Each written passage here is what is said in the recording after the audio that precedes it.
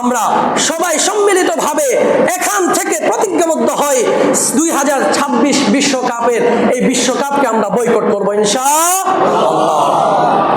প্রত্যেকটা বিশ্বকাপকে কেন্দ্র করে এক একটা আন্তর্জাতিকভাবে একটা প্ল্যানিং থাকে।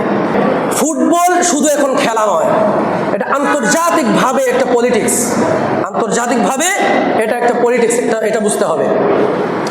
2022 বিশ্বকাপে রাশিয়া যখন ইউক্রেনের উপর হামলা করে, রাশিয়া ইউক্রেনের উপর হামলা করার কারণে রাশিয়াকে তারা বিশ্বকাপ থেকে তারা কি করে বাতিল ঘোষণা করে, বিশ্বকাপ থেকে তাদেরকে অব্যাহত করে।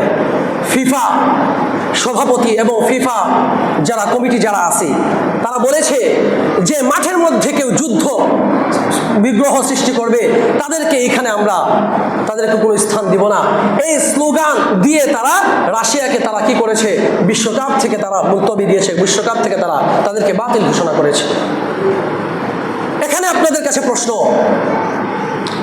ইউক্রেনের উপর হামলা করার কারণে রাশিয়া ওই ফুটবল টিমকে যদি নিষেধাজ্ঞা করা হয়, নিষেধ করা হয়, আপনার আমার বিবেকের কাছে প্রশ্ন করি, তাহলে 2022-এর পর থেকে নিয়ে হাজারে হাজার লক্ষ লক্ষ গাজার মুসলমানদেরকে হত্যা করা হচ্ছে, ইসরায়েলরা হত্যা করতেছে, মুসলমানদেরকে গণহারে হত্যা করতেছে, মুসলমানদেরকে হাসপাতাল, ফিলিস্তিনের হাসপাতালের মধ্যে চিকিৎসারত অবস্থায় তাদেরকে যখন তাদেরকে চিকিৎসা করা হয়, ইসরায়েল ওই হাসপাতালের মধ্যে তারা আক্রমণ করে, বম্পিং করে।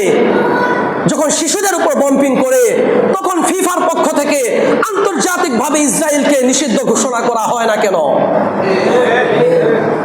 রাশিয়াকে যদি ইউক্রেনের উপর হামলা করার কারণে রাশিয়াকে যদি নিষেধাজ্ঞা করা হয়, রাশিয়া একটি খ্রিস্টান দেশ, খ্রিস্টান দেশকে যদি নিষেধ করা হয়, তাহলে ইসরায়েল যারা হাজারো হাজার মুসলমানদেরকে হত্যা করতেছে, নবজাতক শিশুদেরকে যারা হত্যা করতেছে, সেই হত্যাযজ্ঞ চালানোর পরও ওই ইসরায়েলকে কেন নিষিদ্ধ করা হচ্ছে না? বলেন, কেন নিষিদ্ধ করা হচ্ছে না? ফুটবল, এর মানে বোঝা যাচ্ছে ফুটবল শুধু ফুটবল খেলা নয়, ফুটবল আন্তর্জাতিকভাবে একটা পলিটিক্স, যে পলিটিক্সের মাধ্যমে মুসলমানদেরকে মেধাগত দিক থেকে মুসলমানদেরকে গোলাম বানিয়ে রাখা। আর মুসলমানরাও আজকাল গোলাম হয়ে গিয়েছে, সে খেতে পারে না, সে বিধর্মীদের পতাকা টানায়, সে খেতে পারে না, বিধর্মীদের নামে সে স্লোগান দেয়, সে খেতে পারে না, নেইমার গোল দিলে তার ভালো লাগে, সে খেতে পারে না, সে মেসি গোল করলে তার ভালো লাগে। আর সে মুসলমান, তার ঈমানকে সেই নেইমারের কাছে বিক্রি করে দিয়েছে, সে মুসলমান হতে পারে না, সে বিধর্মীদের কাছে তার ঈমানকে বিক্রি করে দিয়েছে। এর জন্য সাবধান, ফুটবল কোনো ফুটবল নয়, ফুটবল খেলা দেখা হারাম। যেই ফুটবল সিস্টেমটি এখন আছে, এই ফুটবল খেলাটা সম্পূর্ণরূপে হারাম।